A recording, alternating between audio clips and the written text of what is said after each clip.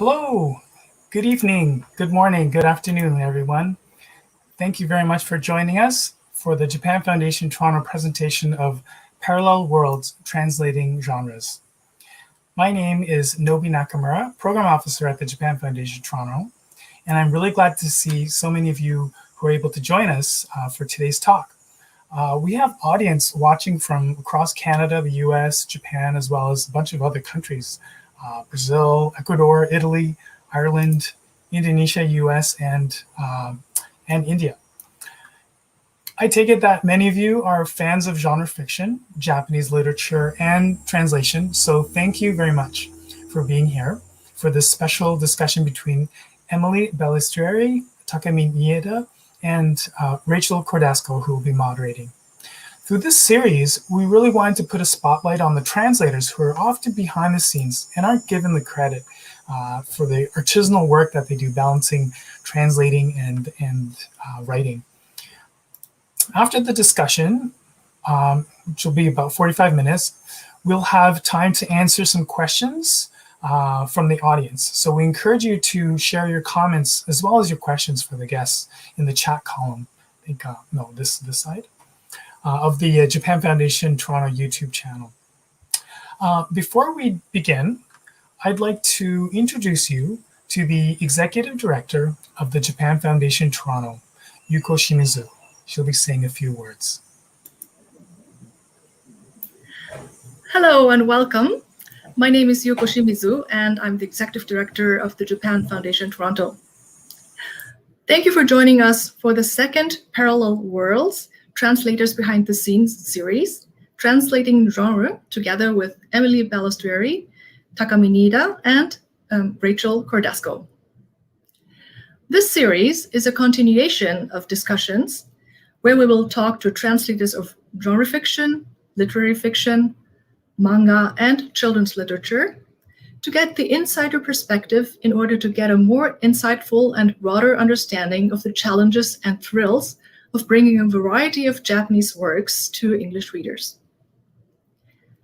It is my pleasure now to introduce you to the moderator of this talk, Rachel Cordasco.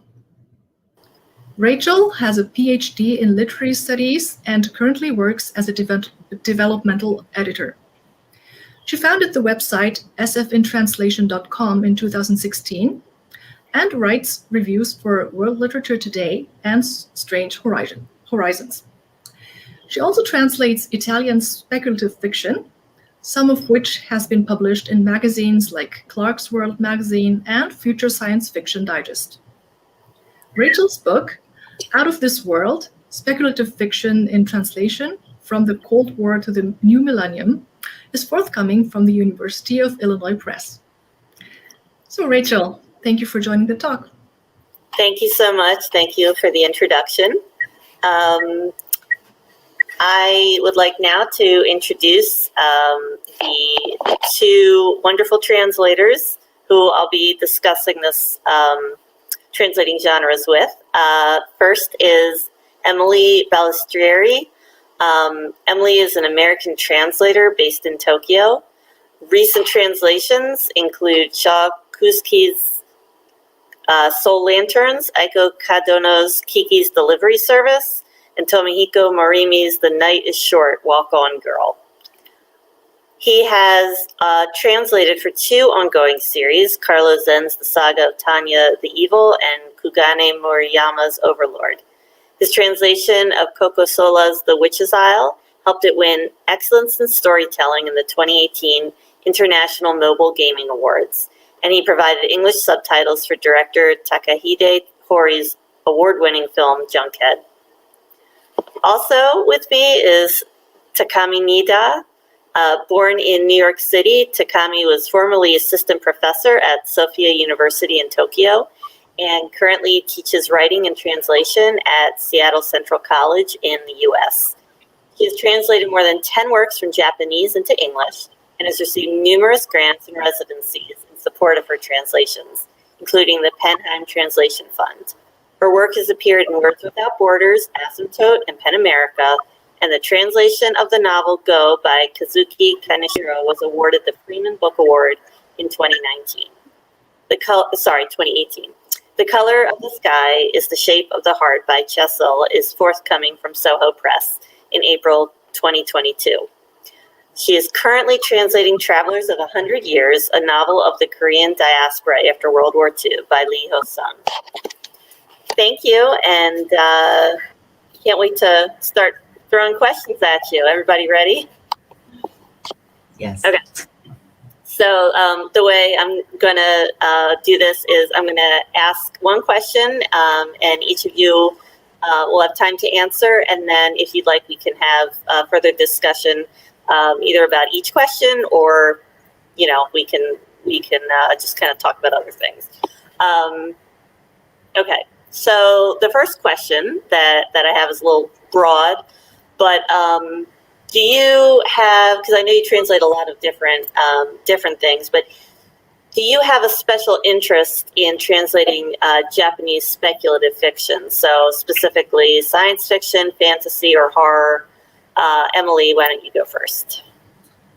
I wouldn't say I'm more interested in specific genres than literature in general. I definitely have my eye on some Akutagawa winners as well. And then there's like some genres are more familiar than others, which I'd say in the speculative realm, I'm more comfortable. Japan has the historical fiction genre with lots of like what I guess like Western would consider like swashbuckling style, like chambara, sword fighting stuff, which is a challenge to even read because of the vocabulary that you don't see that often. But speculative stuff I'm more comfortable. It's kind of what I grew up reading, and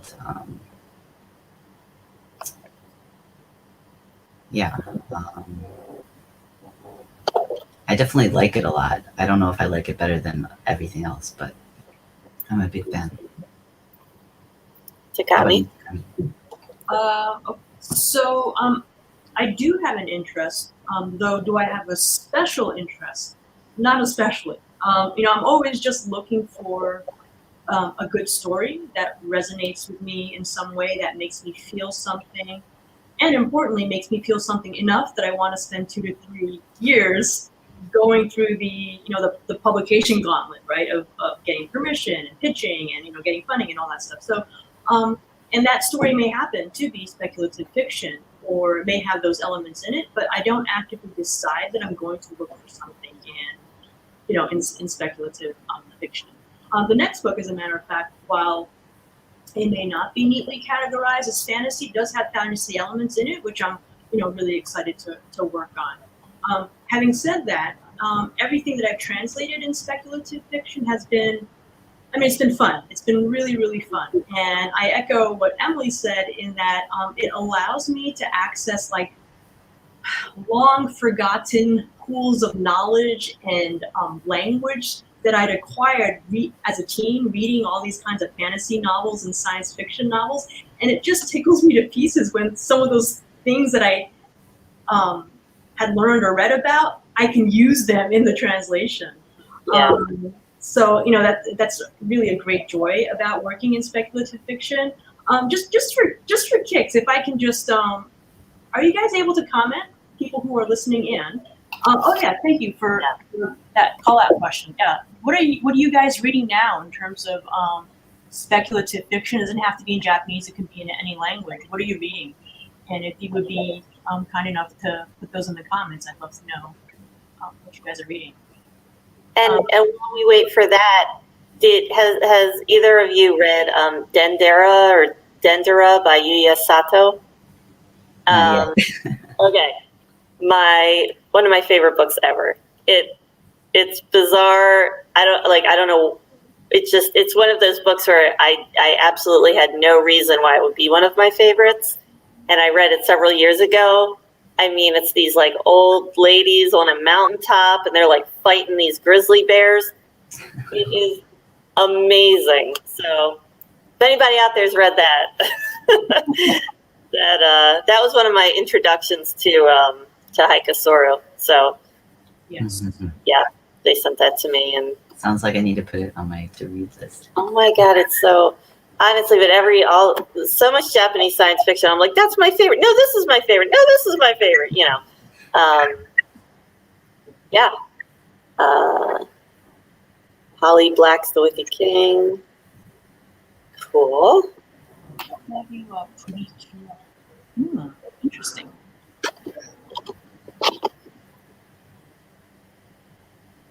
Oh yeah, Naga. nice. But did that answer your question? I'm sorry. I think I answered the question. Yeah. Yeah, I think it's probably not going to, and this is going to kind of go to the next question, but it's not going to be very lucrative if you were to, I'm sure, come onto the scene and say, I'm only translating Japanese speculative fiction and nothing else. Like, would that be fair? I mean, would you be able to really, like, you know, make enough money by just doing that? I assume the answer would be no, but Emily? I think it depends if you get wrapped into like a long-running light novel series, because those come at you fast because the deadlines are short, and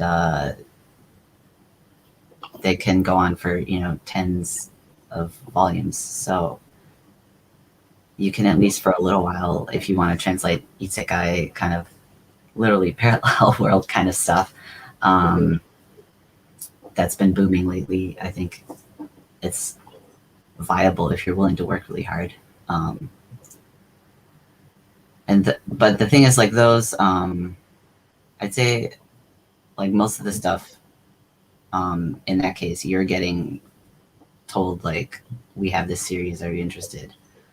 Whereas, like, part of the fun of doing speculative is finding something really weird and trying to convince people to buy it. But it's good to balance, I think.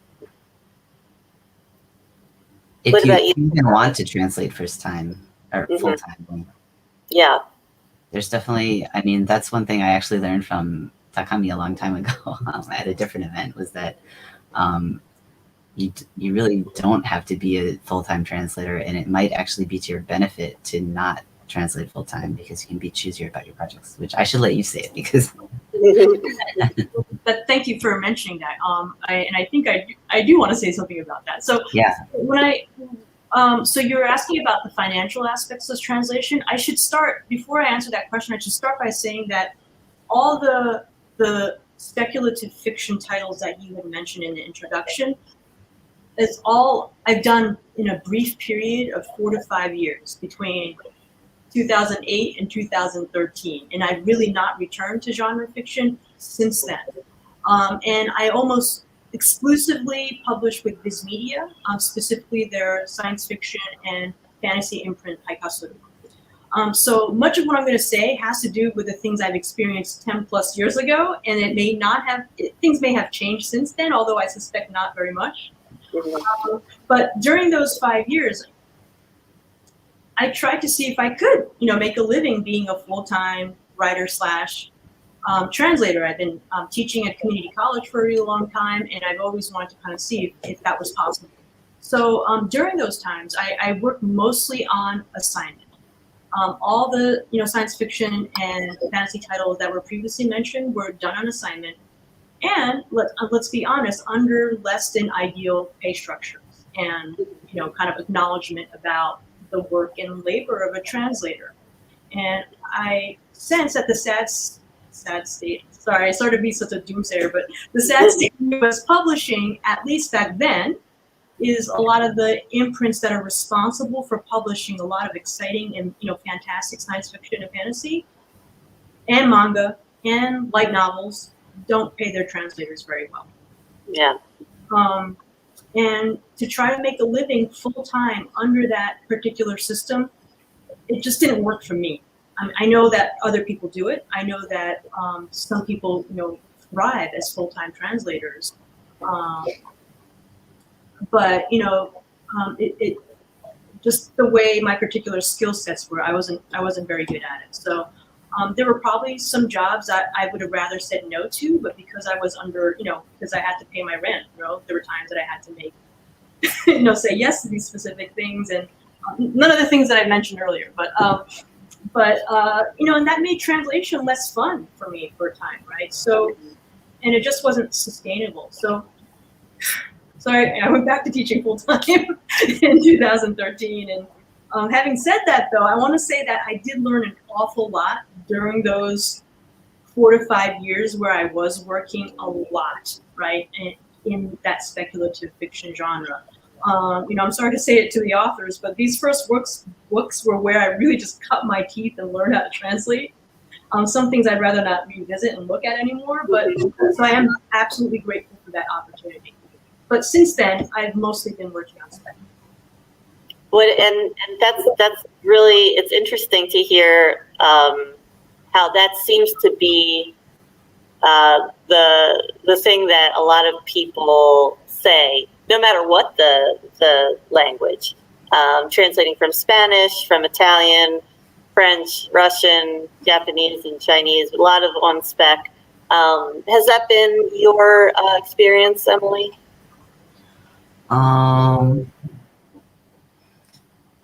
Or have you kind of been approached a lot by people? I feel like most stuff, for example, Taiyo Fuji's Just Like Migratory Birds was offered to me by Feature SF after a friend referred me.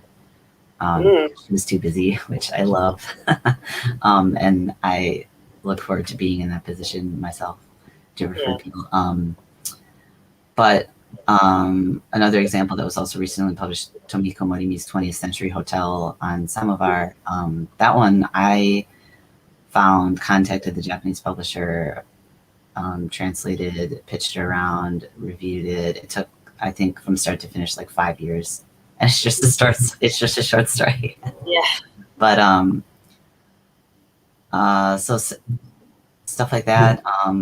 Other books like Kiki's Delivery Service was offered to me, whereas Soul Lanterns, while not genre fiction, is one that I pitched, but sort of with my Kodansha hat on. So it's almost more like sales. I don't know how to describe it exactly, but yeah, I'd say it's really satisfying to do stuff that way, pitching the stuff that you find. But yeah, it does take a lot of work that you often don't get paid for. I have noticed that some publishers are starting to wake up to the fact that having samples to present to prospective English language publishers is very helpful. So they start putting together budgets to do that sort of thing. And then you can get paid to do a sample, which is great. So I'm kind of looking forward to see how that situation develops more.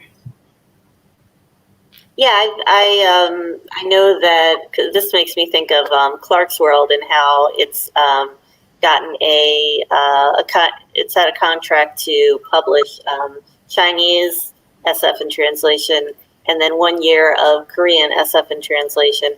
And I think that would be really great to, I know that they're working on other languages, but I think that would be great to have for Japanese, because from what I've seen, it seems to be a lot of novels, thanks to a few publishers. Not a lot of short fiction, like not the kind of, and it seems to be the opposite in Chinese recently, where it's been a ton of Chinese short stories, but not as many novels or collections. So I feel like short form isn't very common in Japanese. In general, you can find flash fiction recently, I feel like, more, and it's not that there aren't short stories at all, but oftentimes I feel like they're longer than English readers want short story to be. Like, even if they're considered short in Japanese, they're a bit long for many publications where you would put short stories. So it's actually really hard to find something that will fit the English short story market, I've found, at least in my experience. Yeah, and if you look at some of the works that get shortlisted for the Akutagawa Prize, right? I mean, they're kind of like that interesting in between state of not long enough longer than short story and not quite novella.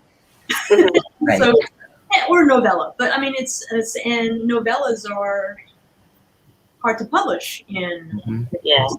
I think because And I don't know why, because they're so fun to read. they They are. are.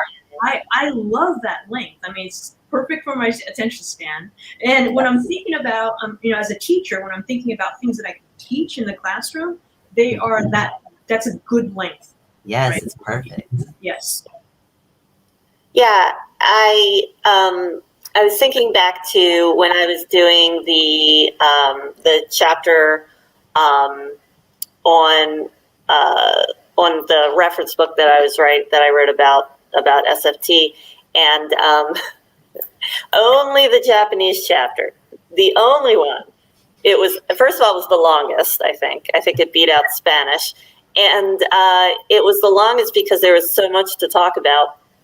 But also, I could separate it into like subheadings where it was like, all of these are about AI and androids and aliens, and then there's like very clearly a whole bunch that are about time travel, and it's like, in other languages there was maybe like 1 here, 9 there, 10, but with the Japanese text there was just like there were some very clear themes. It was kind of like, again, maybe a question for publishing everywhere, which is like, is it because this is what people are writing, or is this what people are publishing? And so they're looking for it. But I definitely saw a lot of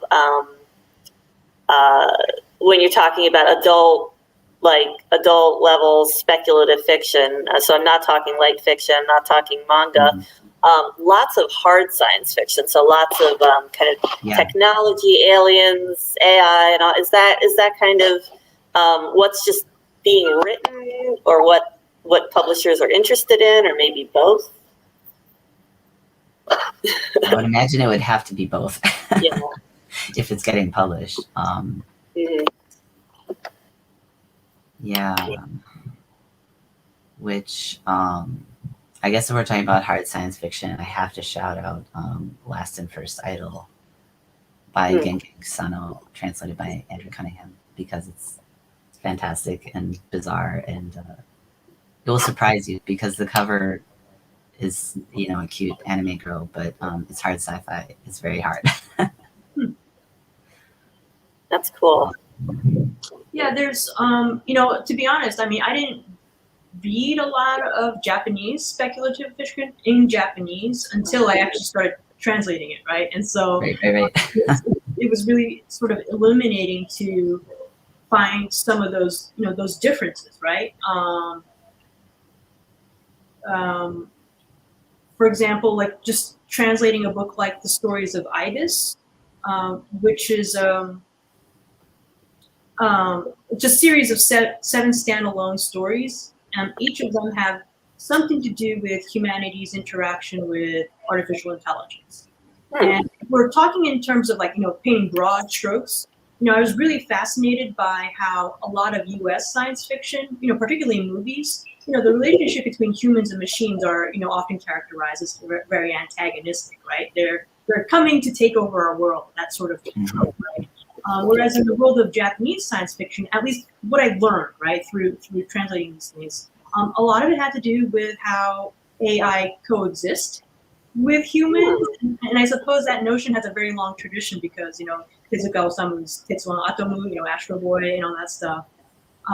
So even in the discourse about increasing automation of jobs, recently in the last 20 years, a lot of the language that I hear in English discourse is about machines taking away our jobs, rendering us obsolete. Whereas in Japanese discourse on that subject, it's about how AI and robots can become companions or take supportive roles in human lives, which I found actually this novel is an exploration of that, and I found that really, really fascinating.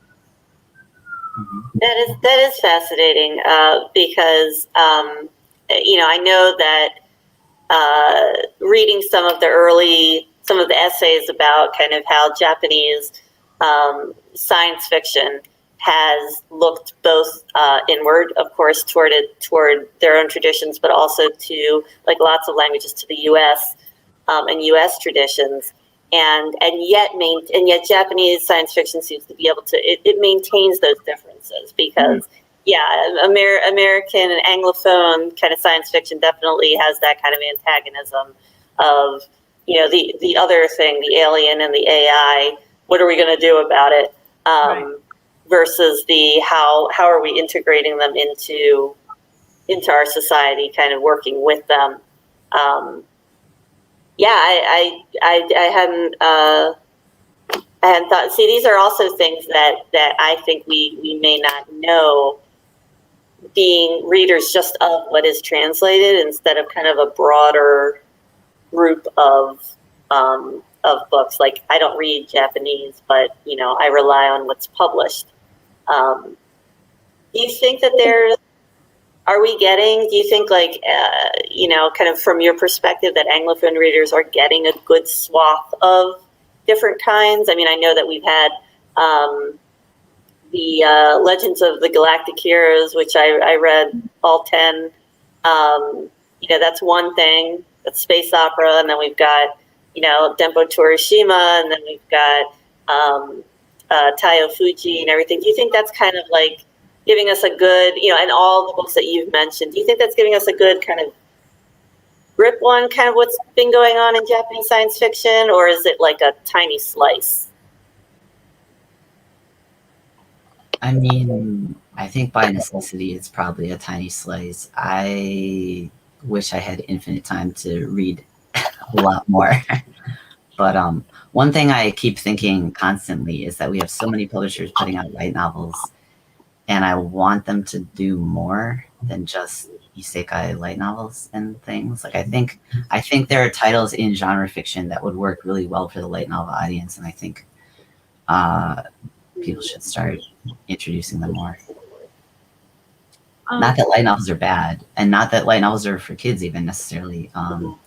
The ones that I do are, the protagonists are in their 30s or maybe even around closer to 40. So they aren't all meant for like young adults necessarily. But I just think there's a lot of kind of untapped stuff that would be really interesting to readers of light novels even. It strikes me that almost all those titles that you mentioned, Rachel, came out from Haikatsu, right? So and they're no longer with us. And so they're really responsible for putting out a lot of wonderful content, right? Fantasy and science fiction content, and they're not publishing anymore. And when I look at the body of work that they did publish, it's a pretty nice, diverse representation of what Yeah, they were doing really good stuff. Yeah. But I do have to say that in that particular employment structure, I wasn't in any position to be pitching things to them. They were the ones who were kind of deciding. They were creating the the so-called canon, right, of Japanese translated science fiction. So I think, I don't know, Emily, you may have more say, right, in your field at this point to make those kinds of pitches, but I mean, I wonder if I do. I want to. I mean, I'm happy to shout at people. J.K. Haru is a Sex Worker in Another World by Ko Hiratori is one that I pitched very casually to J Novel Club, and Sam, who runs it, was on board with doing it, and so we did it, and I think it's done pretty well. And that one is interesting because it's very light novel style in the sense that it's isekai and kind of plays with and the tropes of the genre, but it was published by Hayakawa, so it's not technically a light novel in Japan. It's just in like the speculative fiction, sci-fi, whatever section at the bookstore. So in a sense, it's kind of a crossover title, but I don't know how far we can say that or not. But I guess that's one that I got away with pitching.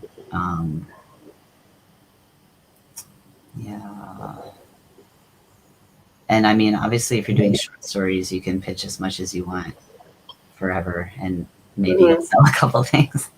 Yeah. I still really want to sell my short story about the tumbleweed that is a Western actor. It's so fantastic. Ooh. So much to read. Just amazing. And someone please contact me and publish that story. Yeah. Did you want to say anything about that, Takami? So I guess, like, where can we expect to find Japanese translated, science fiction now that Haikasa is gone, and Kurodahan is also a place where you can find short stories, right? Anthologized. Yeah. Oftentimes those are great introductions into those specific authors, and it kind of instigates your curiosity about finding other things. And again, they're no longer with us. And so where do we go and try and pitch those, that genre? And I was thinking about that. And I guess my sense is that you would pitch it to anywhere that is actually taking any sort of translation to begin with, right? And then and that has published science fiction and fantasy in translation. Yeah, or doing science fiction, and even if they maybe haven't done a translation yet, Right. Why? So, the world is full of amazing books. Why have you not done translation? I know And then that they'll say, we're nervous about it. We don't have the experience. And you say, well, I have the experience. So right. There you go. I know the University of Minnesota Press has they started a series, and they published Aramaki's The Sacred Era, and then the one by, oh my God, what's her name? O'Hara, about the android and that I really want to read, and I can't think of the title right now. Mariko O'Hara. And so those were the two that and I keep checking to see if they've published anything else, and they haven't, not yet, but it seemed like that was kind of a launching pad for more. I know Vertical has published some, kind of adult speculative fiction novels. Haikasora and Kurodahan, now that they're not going to be publishing anymore, to me seems like a great opportunity to read through the backlist. It's almost like they've paused and given us the chance to now go and read everything else, and then they can start up. We can find them, be like, please start up again. But I think there's a really great opportunity for other publishers. When I think of Japanese, who's published Japanese SFT, I'm thinking like New Directions.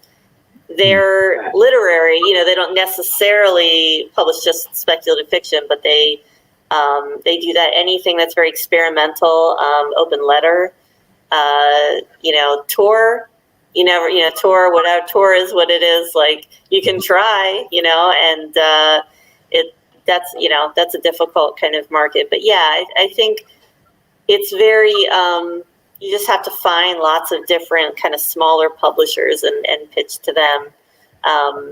Even Apex, Apex, they published the 5-volume World Book of World SF. Right. Yeah. So, you can kind of look for that. There are smaller ones that have published, some Spanish and stuff like that. So, yeah, I think this is, but are there any, and I know there's a lot online, are there any kind of online places where people can go to find Japanese science fiction in English that's not like a traditional kind of magazine or publisher?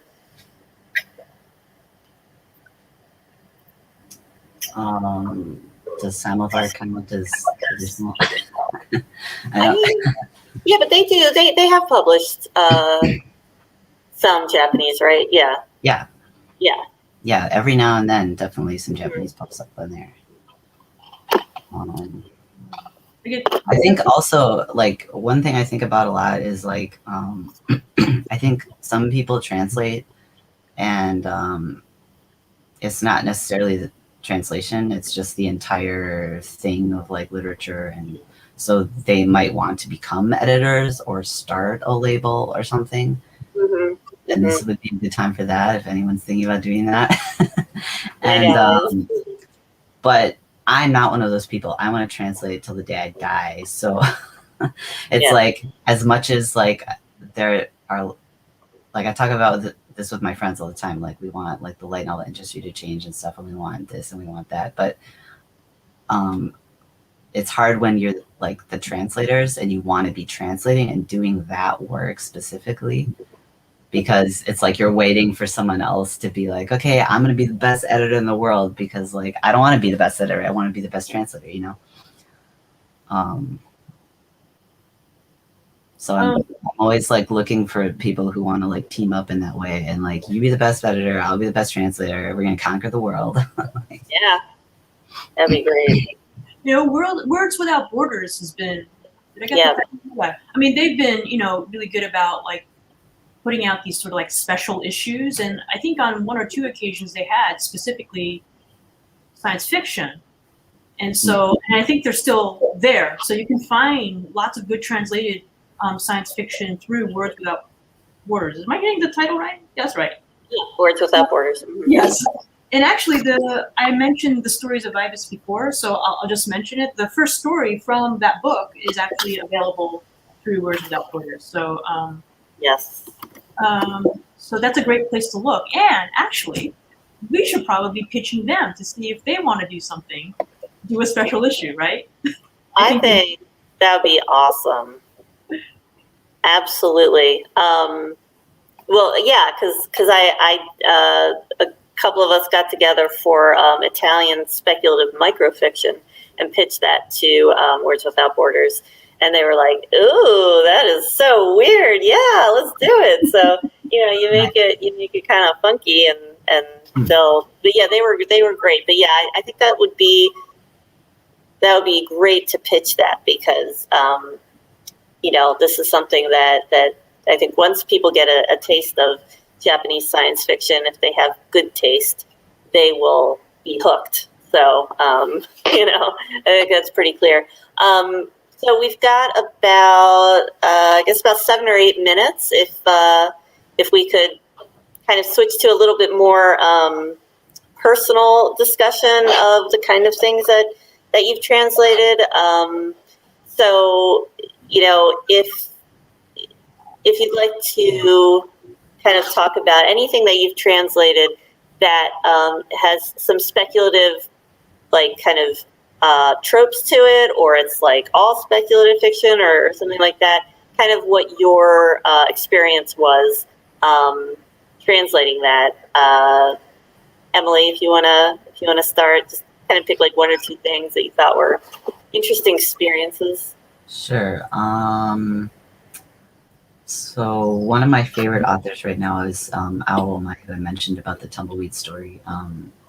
We got him to debut in Electric Literature with Beam, which is a really short story about a girl who has a beam shooting out of her eye. So she has to, like, keep her eye covered all the time, because otherwise she'll, you know, zap everything. Nice. And yeah, that was a really interesting story. A lot of his early stuff is super speculative in that way, very strange, and just, he's got some stories about vampires. He's got a story about a girl who is basically like ice or snow or something. I forget exactly. I read it a few years ago, but yeah, just lots of very weird stuff that is always, like, I feel like when you read his early stories, like, your emotions are vibrating on some different frequency than usual. It's like very weird experience to read. Like, there's one story he has called I forget how I was going to translate it, but it's something like life allergy. You're allergic to life, and this basically, yeah, like they're allergic to life, so they have to like wear like basically a paper bag over their head, and like, or like their teacher, I think, is like encased in this like thing, like this like almost like a robot kind of thing, and like they're just so, and I'm just like, what is going on? It's so just strange. And so I'd really like to do more of his stuff, because Bean was such an interesting thing to work on, and just his voice when he writes these things. It's not necessarily technically complex, but because it's so simple, it's almost hard, that kind of thing. I'd say, but the vast majority of the stuff I've done so far has been isekai light novels, which have their own tropes and like draw a lot from video games and kind of general otaku sphere. But the thing about light novels in English is that they've exploded so much, and like just literally hundreds are getting published all the time, that the genre is super mature. So we get bizarre spins on it. Like I was looking, Hirokuma's Reborn as a vending machine. I now wander the dungeon. Like, you're not the hero now. Well, maybe you are the hero, but the hero is a vending machine, or like really bizarre stuff. And I mean, same with J.K. Haru's a sex worker in another world. Like, okay, like now we have a sex worker, but like, I feel like when I read that, I was like, oh no, what is this going to be? But when I read it, I was like, oh, I'm glad that we knew this was going to happen, so that it happened this way in this interesting format where it's a little bit subverted, and you're getting really interesting perspective from Haru. I was like really happy to read it, so I'm glad we got it out in English. And so it's interesting to see these permutations of the genre when we get so much of it translated. That's so cool. Yeah. What about you, Takami? What would have been some of your fun experiences translating? So again, like as I mentioned before, I mean, I associate so much of science fiction and fantasy with my childhood. Not that that genre should be read by, by teens or anything like that, but that's just the period where I happened to read voraciously that particular genre. And so again, there's that nostalgia of being able to translate stuff and knowing that what I had read previously is somehow kind of feeding into my knowledge or a concept or an understanding of how to create that particular world. So that's always a thrill. For example, there's a story in the Stories of Ibis called "The Universe on My Hands," and all it is, it's a pastiche of Star Trek. It's about a crew aboard a starship, much like the Enterprise. And like, come on, I grew up watching every episode of Star Trek, Next Generation, Voyager. And so it was a little bit freaky and a little bit disturbing that I had like all the words like phasers and away team and impulse drive, and that was at the tip of my tongue, right? So that was incredibly, good fun to translate that.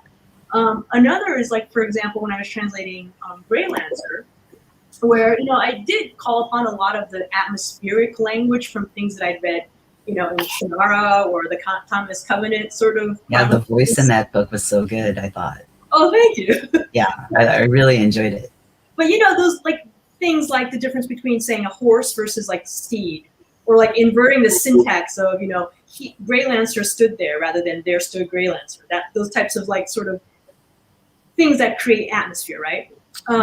So, and the other consideration for Greylancer was that it was a spin-off from Vampire Hunter D series, which was, has a wonderful translator. I think his name is Kevin Leahy.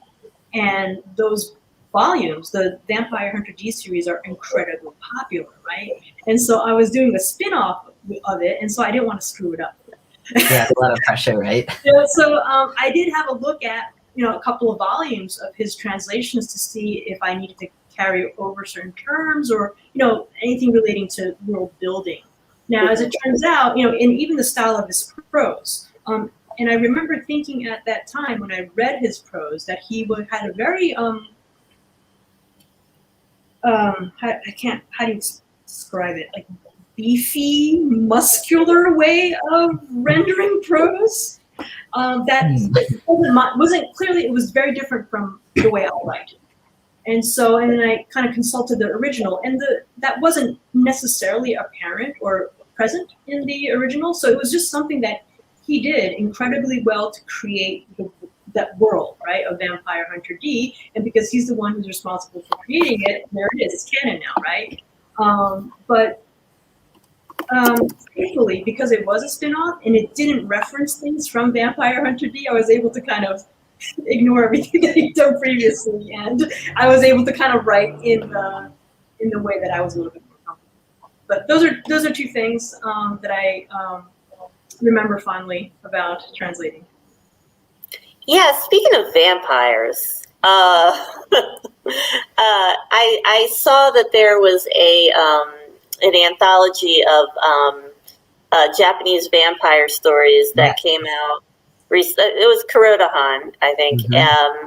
It is literally sitting on my shelf, calling to me constantly, and I'm like, I'll get to you in a minute. I just have to read these other things that I have to review, and you know. But anyway, I can't wait to get to it. But I was like, whoa, vampires, Japanese! I was like, this is fascinating, and it's apparently a whole other thing. I feel like it's here somewhere, very close.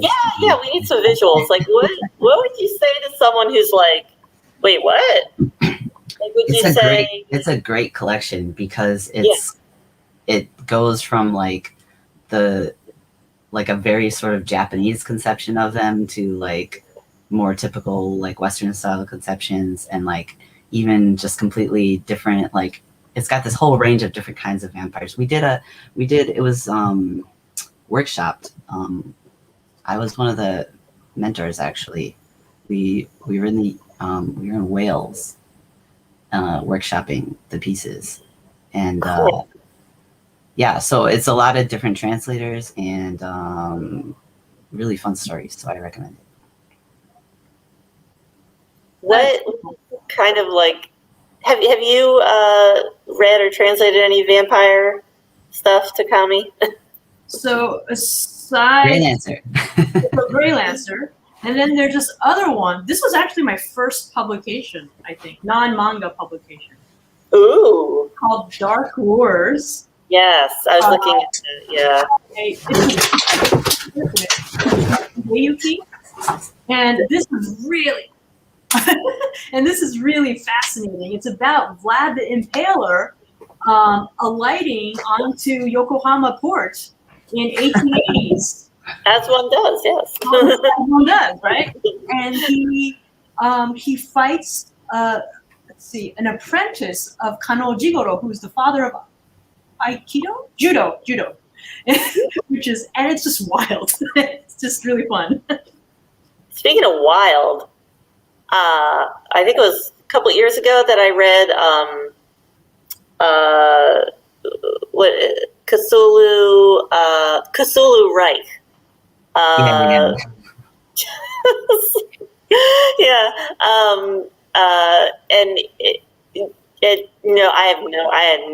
I didn't even know how to describe it. It was so amazing. It was such a great mashup of Lovecraft, which I don't know that much. Like, I'm not a Lovecraft kind of reader, really. Just, I was reading other things, but I knew enough and then I know a lot about World War II, and it's like, it was great. I loved it. I was like, this is something different. Like if you're reading the same thing all the time, and then you're like, what should I read now? And my thing is like, how about some Cthulhu meets the Nazis in World War II by a Japanese writer. People are like, what?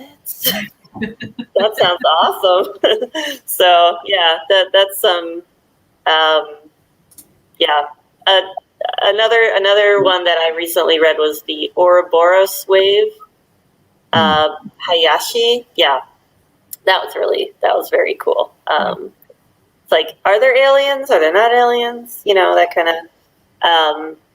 So I guess we can talk about some questions from the audience. One person has said, are there any subgenres that aren't getting translated into English? So, like kind of maybe like niche type stories that you think should be getting into English that just aren't finding a publisher. Either one of you can answer.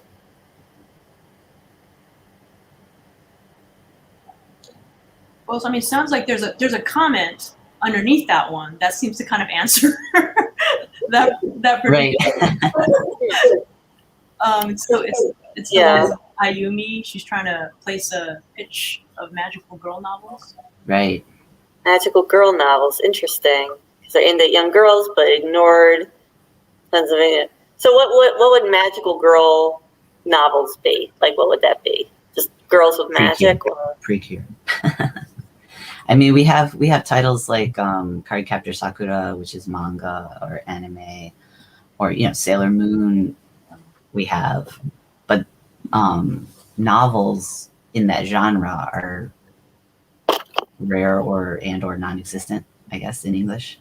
Feels like. I don't know. I mean, one that isn't really magical girl, but that was a really good, I guess you'd say speculative fiction release from J Novel Club was Side by Side Dreamers. And I don't have the authors or translators' names off the top of my head, but Side by Side Dreamers is about girls who fight kind of these like dream monsters to save the sleep of the people around them, and so they go to sleep together and then they fight in their dreams. It's a really fun read. Cool. But not exactly magical girls, but some like Yuri dream fighting stuff that feels kind of magical sometimes.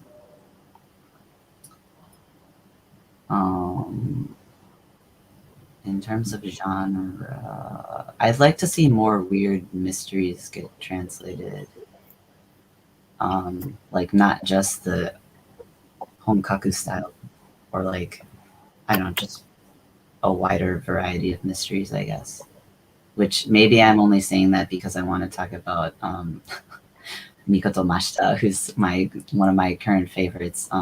She won the Mephisto Prize with Hide and Seek with Yuria, which is a book about kind of the seedier side of the idol industry and cyberbullying, and it's super dark, but you can't put it down, and I really want to translate it. And she has another book coming out in October, so I'm excited to see what she's writing.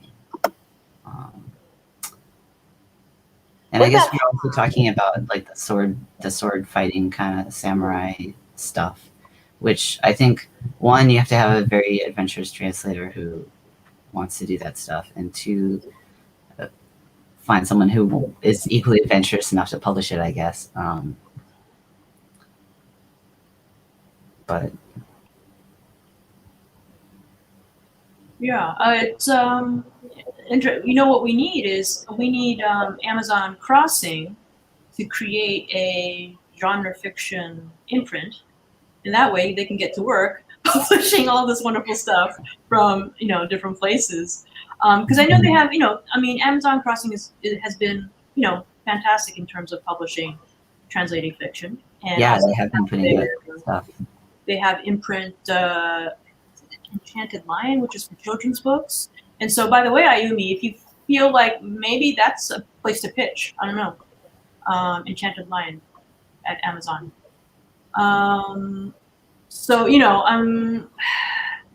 It's hard, isn't it? And it seems like the publishers themselves seem to have some sort of magical algorithm that tells them that they should not touch, somebody was making a comment about like romance, that they should not touch historical fiction. I don't know why. They should not touch sports. I don't know why. Yeah. Right. And also in Japan, there's such a huge, particularly in manga, like foodie manga, right? And not a lot of that. Some of it has come through, but not a lot of it has come through into U.S. translation publication. So, it'd be nice to see. I Do you do think feel like there's- romance is one that is underrepresented, and in manga we do have it, but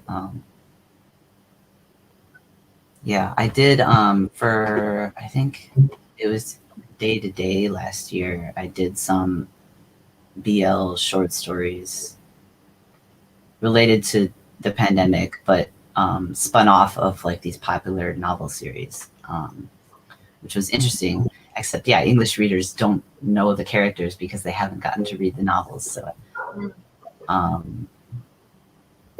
but it just made me realize again, like, yeah, there's so much stuff being published in Japan all the time in every conceivable genre. Yeah, it seems like kind of spotty with like the horror, because it seems like sometimes there's some horror fiction that that we get, and then it's like kind of here and there. It doesn't seem to be a very it doesn't seem like we get a lot of that in English. But do you get a sense that there's a lot more horror fiction being written in Japanese that's just not coming over here? Horror is one I've been interested in recently, and I haven't really read a lot up to now, but I'm kind of starting to dabble a little bit.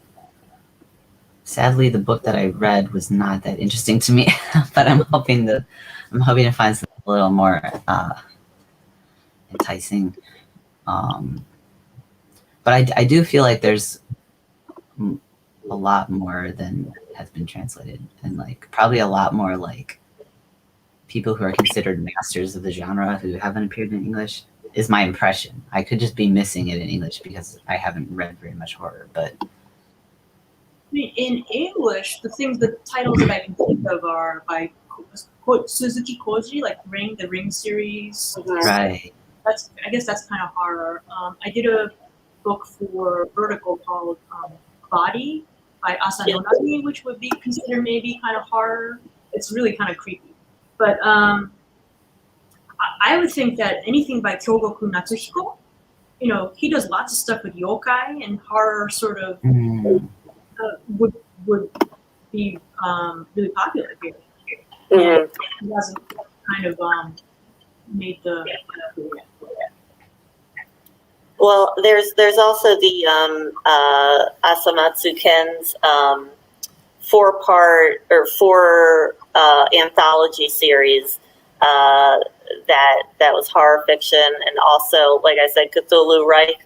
And I also just remembered that there is a Cthulhu Western that is being published this year from Kurodahan.